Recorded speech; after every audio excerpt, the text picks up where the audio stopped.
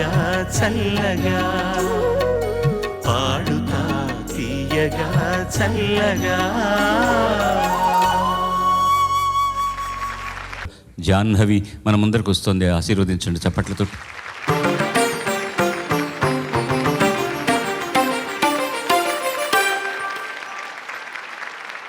అందరికీ నమస్కారం.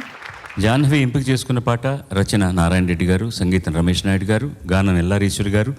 జీవితం సినిమా నుంచి మామిడి తోపుల్లోన.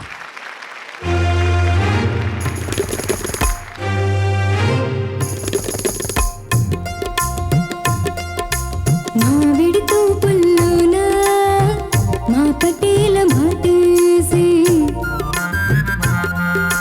చిక్కుడు పాదు కాడ చీకటిలో పట్టేసి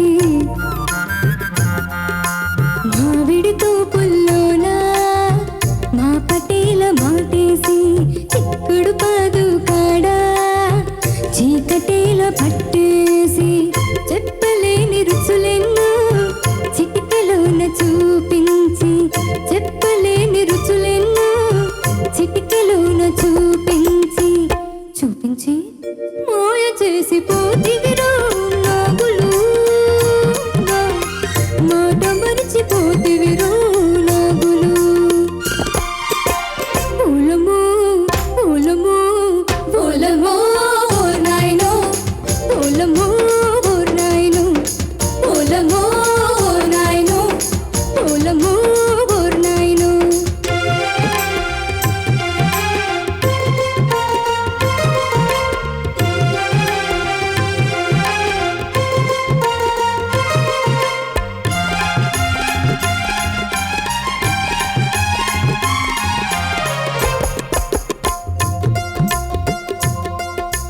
నిన్నే కావాలని ఎన్నుకొంటిని నీ చుట్టూ నా వలపే అల్లుకొంటిని రేగెత్తే నా సొగసే నీకు ముడుపు కడితిని ఇన్ని చేసిన దాన్ని ఎవరగని చిన్నదాన్ని ఇన్ని చేసిన దాన్ని ఎవరగని చిన్నదాన్ని మోయ చేసి పోతివిరో నాగులు మాట మరిచిపోతివిరో నాగులు. పూలమో పూలమో పూలమో నాయనో పూలమో నాయనో పూలమో నాయనో పూలమో నాయనో.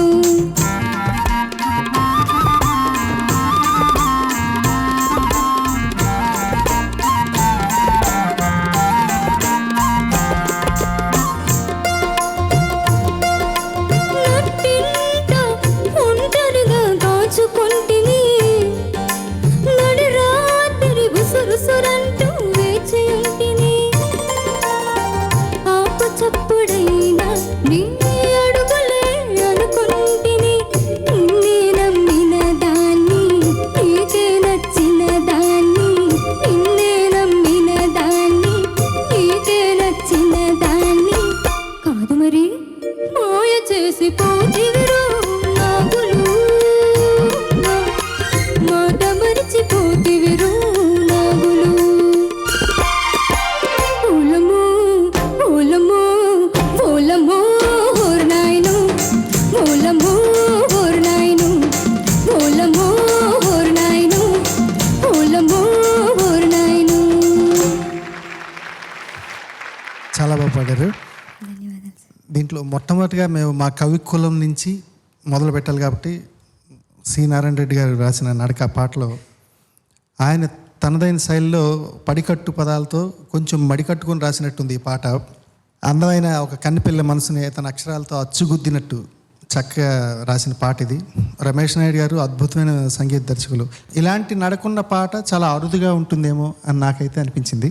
మీరైతే చాలా బాగా లయబద్ధంగా శృతి శుద్ధంగా ఉంది లేదో గురువుగారు చెప్తారు.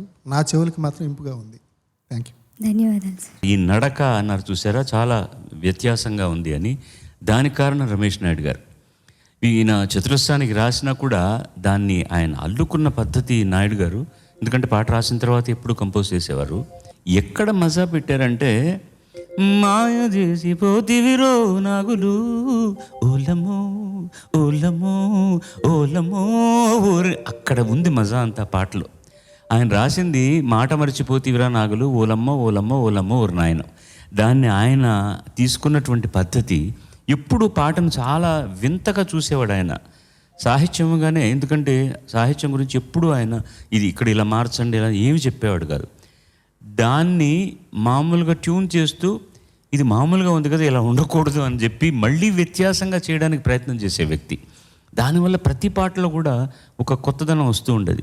ఉదాహరణకి నేను ఆర్డి బర్మన్ గారిని ఎప్పుడు అడిగినా కూడా మీకు కొంచెం గుల్జార్ అంటే చాలా ఇష్టం, ఆయన పోయిటరీ బాగా రాస్తాడు కదా, అందుకని మీరు చాలా గొప్పగా చేస్తుంటారు ఆయన పాటలు అంటే, అరే నాకు అసలు పోయిటరీ తెలియదు, నిజం చెప్పాలంటే ఉర్దూ అసలు నాకు రాదు, నాకు బెంగాలీయే, హిందీ కొద్దిగా వచ్చు అంతే, మాట్లాడే వరకు వచ్చు.